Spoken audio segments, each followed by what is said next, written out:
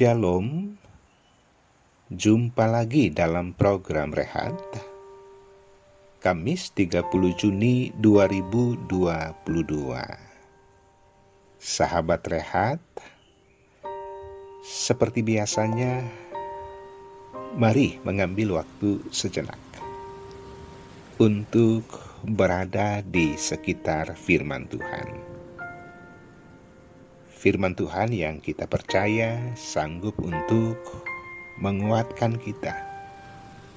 Firman yang akan merubah kehidupan kita untuk semakin menyenangkan hati Allah. Mari berdoa.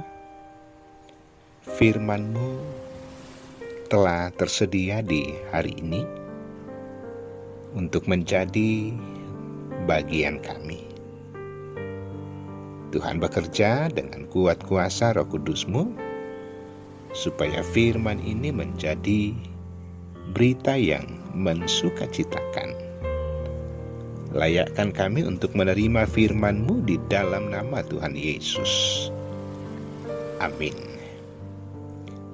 Pembacaan firman Tuhan dari 2 Raja-Raja pasal 21 ayat 10 sampai 18.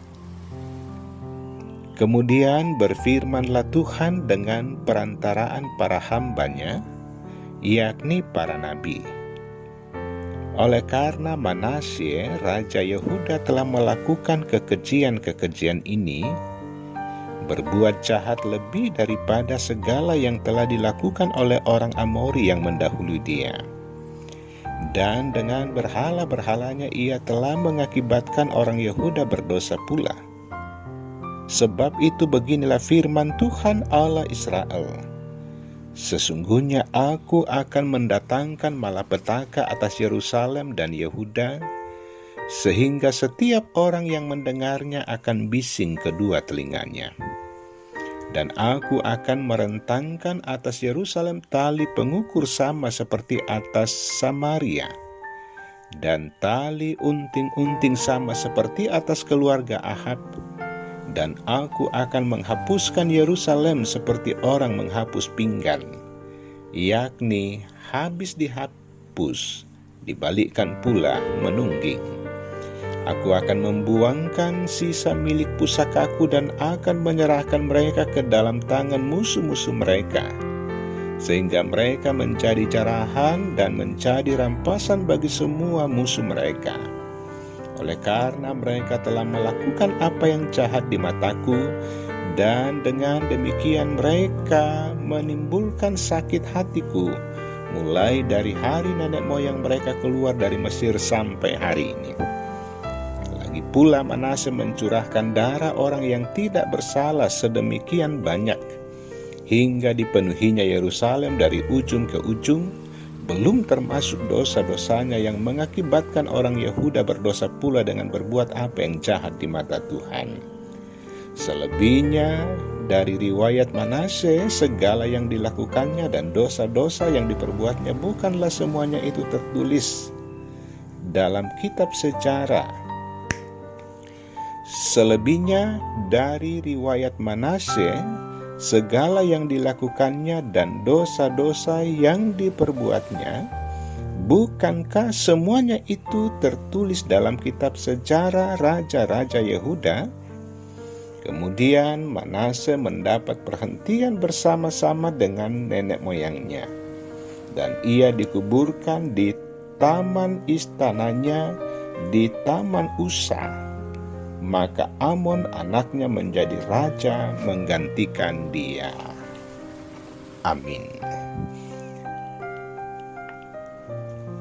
Tema renungan harian Toraya di hari ini diberi judul Membina Bukan Membinasakan. Sahabat Rehat, menjadi dambaan semua orang ketika memilih seorang pemimpin adalah untuk kehidupan lebih baik, kondisi aman, nyaman, dan sejahtera. Pemimpin diharapkan menjadi panutan dalam banyak hal karena dia adalah cerminan dan menjadi pusat perhatian banyak orang. Pemimpin yang baik akan dirindukan, tetapi pemimpin yang tidak baik akan menjadi batu sandungan. Sahabat rehat, Manasye adalah Raja Yehuda saat berusia 12 tahun dan memerintah selama 55 tahun lamanya. Lamanya memerintah bukan karena ia baik, tetapi justru sebaliknya ia melakukan apa yang jahat di mata Tuhan, seperti Raja Ahab.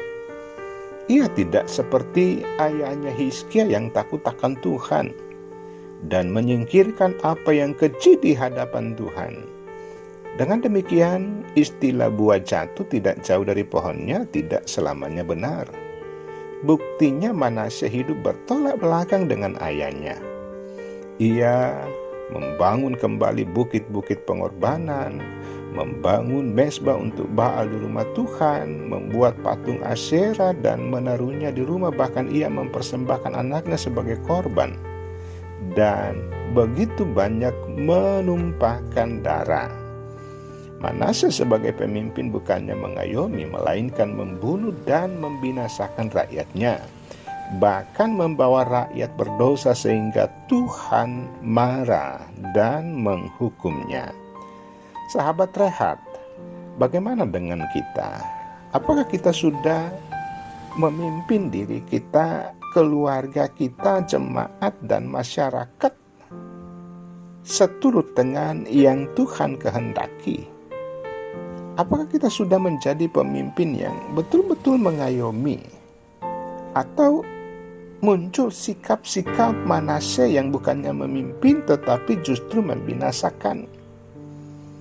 Karena itu, dengan firman Tuhan di hari ini, mari menjadi pemimpin, menjadi pelayan yang bijaksana, dan tentunya memimpin dengan penuh ketulusan hati, karena itu adalah kehendak Tuhan. Amin. Mari berdoa. Allah Bapa di surga, sukacita atas firman Tuhan yang menyapa di hari ini, dan biarlah firman ini tidak berlalu begitu saja, tetapi sungguh-sungguh menjadi sebuah perenungan. Lalu setiap kami terus belajar untuk hidup, melakukan apa yang menjadi keinginan dan kehendak Allah. Biarlah kehidupan kami semakin diubahkan, hidup yang menyenangkan Tuhan, hidup yang mendatangkan kebaikan, kesejahteraan bagi orang-orang di sekitar kami. Ya Allah, ya Tuhan kami, juga dengan firman Tuhan di hari ini akan menjadi kekuatan untuk melanjutkan kehidupan pengasihan Allah, tentunya melalui tugas dan tanggung jawab yang Allah sudah berikan. Kami boleh menjadi pekerja-pekerja yang berkarya dengan penuh kebersyukuran. Tuhan terus mengasihi umat-Mu yang terbatas di hari ini, terbatas karena hebatnya persoalan-persoalan kehidupan, terbatas karena fisik yang lemah, terbatas karena duka cita. Kami percaya pertolongan Tuhan, lawatan Tuhan tidak pernah terlambat. Tuhan selalu melakukan rancangan yang luar biasa, yang mendatangkan kebaikan bagi setiap kami. Ya Allah, ya Tuhan kami, lanjutkan kasih dan setia-Mu bersama dengan Tuhan.